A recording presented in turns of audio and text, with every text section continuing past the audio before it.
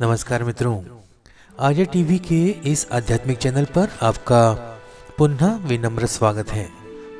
पिछले एपिसोड में हमने 49 श्लोक के 83वें श्लोक का विवेचन सुना था। आज हम 84वें श्लोक का विवेचन सुनेंगे। तो आइए शुरू करते हैं आज का एपिसोड। आज का श्लोक इस प्रकार है। विठोने शिरी वाहिला देवराणा तया अंतरी ध्यास रे त्यासिनेणा निवाला स्वये तापसी चंद्रमौळी जीवा सोडवी राम हा अंतकाळी। मराठी भावार्थ सुनते हैं। पांडुरंगाने महादेवाला डोक्यावर धारण केले आहे। त्या महादेवाला प्रभू रामाचा ध्यास लागलेला आहे, हे तुम्हाला ठाऊक नाही काय? रामनामामुळे महादेवाचा दाह दूर झाला। तो रामच जीवांना अंतकाळी सोडविणारा आहे, म्हणूनच त्याचा नाम जप करा। हिंदी भावार्थ सुनते हैं। पांडुरंग ने महादेव को अपने सिर पर धारण किया है। उस महादेव को प्रभु राम का ध्यास लगा हुआ है। क्या आपको यह मालूम नहीं? राम नाम के कारण महादेव का दाह दूर हुआ। वही राम जीवों को अंत समय में मुक्त करने वाले हैं, इसलिए उसका नाम जप करें। आइए विवेचन सुनते हैं। इस श्लोक के पहले पद का विवेचन सुनते हैं। देखिए, पहला पद है विठोने शिरी वाहिला देवराणा,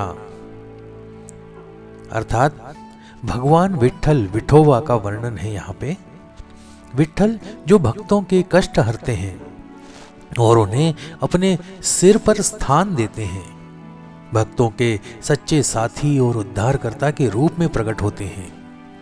इसमें श्री वाहिला का अर्थ है भगवान का अपने भक्तों को उच्चतम सम्मान देना। देवराणा ये इंगित करता है कि भगवान देवों के भी राजा होते हुए भक्तों के प्रति अपनी विनम्रता को और प्रेम को दिखाते हैं। भगवान विठल की महिमा उनकी करुणा और भक्तों के प्रति प्रेम में निहित है। समर्थ रामदास स्वामी के दर्शन में भगवान और भक्त के बीच का यह संबंध एक आत्मीयता और समर्पण का प्रतीक है। भगवान अपने भक्तों के प्रेम और समर्पण को स्वीकार करते हैं, चाहे वह किसी भी प्रकार का हो। भक्ति का यह आदान प्रदान ईश्वर के साथ सजीव और भावनात्मक संबंधों को स्थापित करता है। इसी श्लोक का दूसरा पद देखते हैं। तया अंतरी ध्यास रे त्यासिनेणा। यह पंक्ति बताती है कि जो व्यक्ति भगवान का ध्यान करता है उसे ईश्वर की पहचान होती है।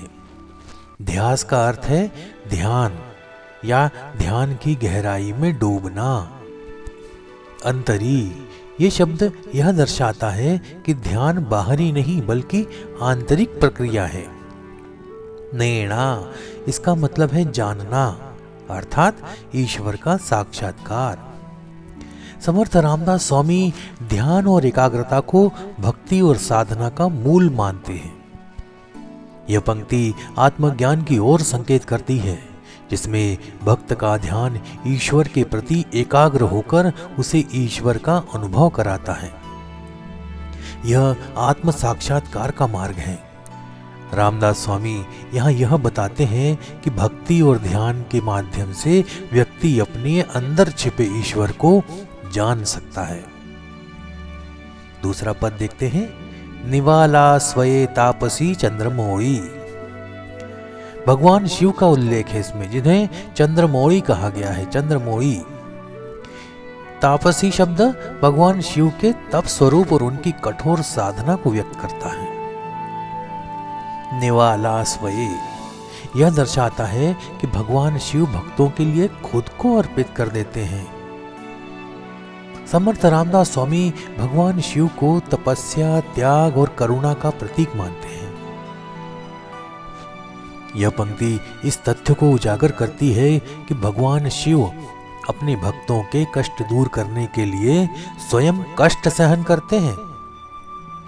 भगवान शिव जैसे तपस्वरूप से हमें यह शिक्षा मिलती है कि हमें दूसरों की सेवा और सहायता के लिए तैयार रहना चाहिए।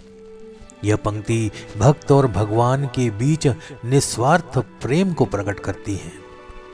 अंतिम पद देखते हैं, जीवा सोडवी रामहा अंतकाली। भगवान राम का उल्लेख करते हुए कहते हैं कि वे अंत समय में भक्तों को मुक्ति प्रदान करते हैं। अंतकाली, अंत समय में, अंत समय मृत्यु का समय है। यह वह क्षण है जब आत्मा का सांसारिक जीवन समाप्त होता है। भगवान राम का स्मरण मृत्यु को भी मोक्ष में बदल देता है। रामदास स्वामी जी के शिक्षाओं में भगवान राम का स्थान सर्वोपरि है। यह पंक्ति मोक्ष प्राप्ति के महत्व और भगवान राम की कृपा से आत्मा की शुद्धि पर जोर देती है। मृत्यु का भय केवल भक्ति और भगवान राम की कृपा से समाप्त हो सकता है। यह पंक्ति भक्तों को भगवान के प्रति अटूट विश्वास और भक्ति रखने की प्रेरणा देती है। अगर समग्र दृष्टिकोण से अपन इसे देखें तो यह श्लोक भक्ति और साधना के माध्यम से मोक्ष प्राप्ति का मार्गदर्शन करता है।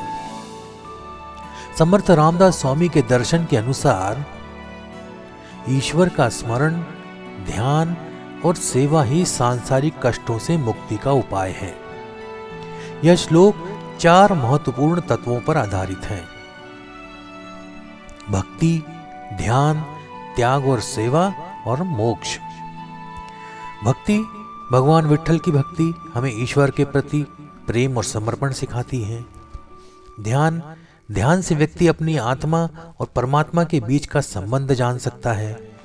त्याग और सेवा, भगवान शिव की तपस्या और सेवा भावना प्रेरणा देती है कि हमें निस्वार्थ होकर दूसरों के कल्याण के लिए कार्य करना चाहिए।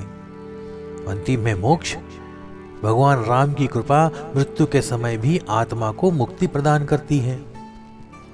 अर्थात यह श्लोक समर्थ रामदास स्वामी की गहन भक्ति, आध्यात्मिक दृष्टि और व्यवहारिक मार्गदर्शन का सुंदर उदाहरण है।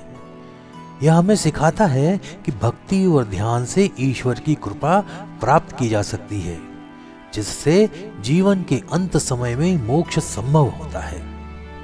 इस श्लोक का हर शब्द गहरे अर्थ और आध्यात्मिक प्रेरणा से भरा हुआ है। तो आज का विवेचन हम यही समाप्त करते हैं। मिलते हैं अगले एपिसोड में एक नए श्लोक और उसके विवेचन के साथ। तब तक के लिए जय जय रघुवीर समर्थ। नमस्कार।